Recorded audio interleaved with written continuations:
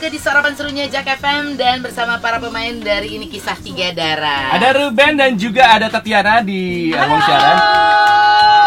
Soal main filmnya sendiri ya.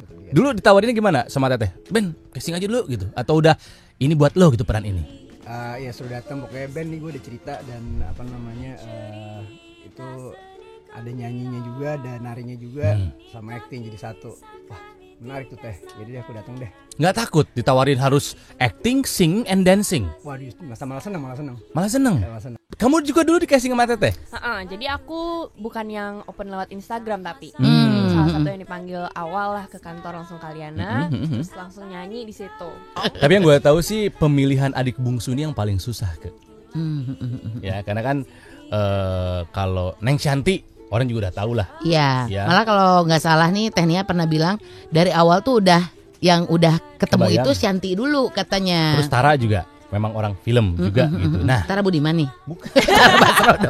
nah terus gimana nih? Maksudnya main film pertama kali, Iya. bukan hanya acting tok, langsung nyanyi dan nari. Aku sebenarnya agak-agak overwhelmed juga awalnya, cuman kayak ya udahlah cobain aja, hajar aja, karena kapan lagi dapat kesempatan kayak gini. Filmnya Teteh, Ini Kisah Tiga Darah, terinspirasi dari Tiga Darah yang tahun 56. Dan aku suka banget filmnya, suka banget sama karakter Bebe. Jadi kayak apapun yang disuruh sama Teteh aku akan Lakukan usahain, sebaik mungkin ya. kapan lagi ya kan? Iya. Ada hal-hal yang lucu nggak selama proses syuting? Secara syutingnya kan jauh banget tuh kalian. Banyak sih. Iya sih, kayaknya mereka sering pandang-pandangan terus ketawa-ketawa sendiri, pasti banyak yang lucu sebenarnya. Apa Ben? Ya kalau gue sih gara-gara yang itu kan kita mesti latihan mesti latihan kayak nari segala macam dan nari. Tapi latihan masih di Jakarta waktu itu. Di Jakarta. Ya disitulah paling banyak karena bilang lu kayak ini lu kayak pohon gitu yang itu Kaku lu sedikit banget. dong, kaku kayak gitu lah pokoknya. Iya, sampai akhirnya udah dibilang kayak rotan sekarang ya, agak mulai Bambu. Sedikit lebih fleksibel. Ada Ruben dan juga ada Tatiana. Kita akan ngobrolin soal filmnya sendiri. Tapi kali ini kita akan langsung ngobrol sama sutradaranya. Teteh kita bersama ada Teh Nia Dinata. Hai Teh. Hai Rona, Halo. Kok nggak kesini Teh? ini lagi ngurusin gala premier datangnya hari Sabtu. Alhamdulillah diundang. Malam ya.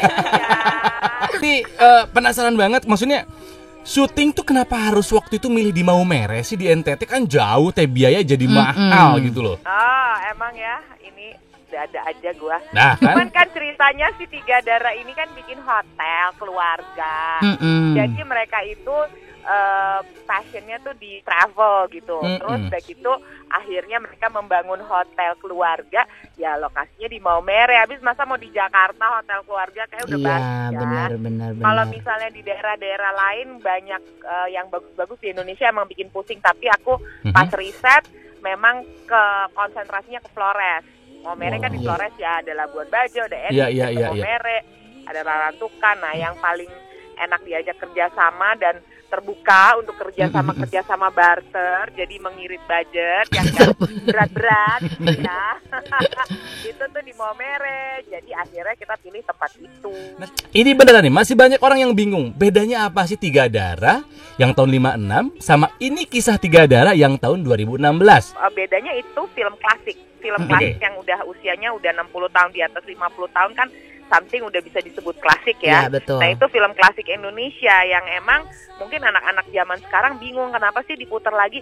Nonton justru kalau misalnya yang namanya orang di Eropa, di Amerika, makanya perfilmannya bisa pada maju karena film-film lama mereka itu dari karya-karya maestro mereka itu masih sering diputar di art house cinema di New York, di Chicago, di LA, di mana-mana lah di kota-kota itu sering diputar like a regular show aja dan orang masih banyak yang nonton. Betul. Karena klasik itu tidak lekang dimakan waktu, bisa Betul. ditonton 4 kali, 5 kali.